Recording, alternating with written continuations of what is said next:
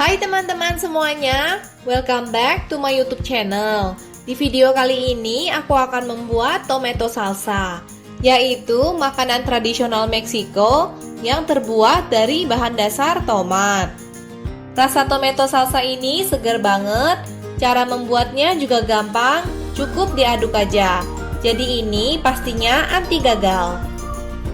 Yuk langsung aja kita mulai. Bahan-bahan yang dibutuhkan untuk membuat tomato salsa adalah tomat merah.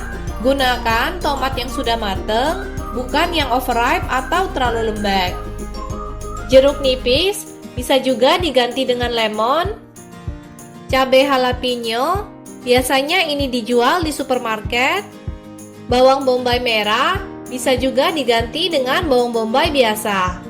Bawang putih, garam, bubuk lada hitam, atau bisa diganti dengan merica, dan cilantro. Untuk resep autentiknya menggunakan bubuk jinten, tapi di sini aku nggak pakai. Resep lengkapnya aku taruh di kotak deskripsi. Pertama-tama cincang halus bawang putih. Potong juga bawang bombay merahnya. Selain salsa ini, aku juga ada membuat makanan Meksiko lainnya seperti guacamole. Aku taruh link videonya di kotak deskripsi. Lalu belah cabai jalapeno menjadi dua. Buang biji cabenya. Cabai jalapeno ini bentuknya agak gemuk dan biasanya dijual di supermarket.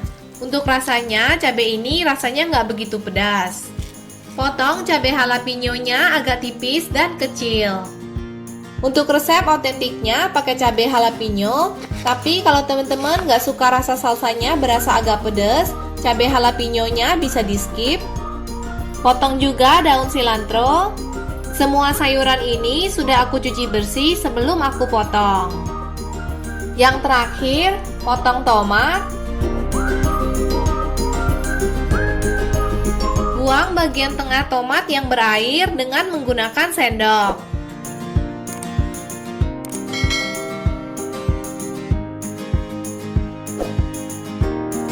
Setelah itu, potong dan iris tomat hingga berbentuk dadu kecil.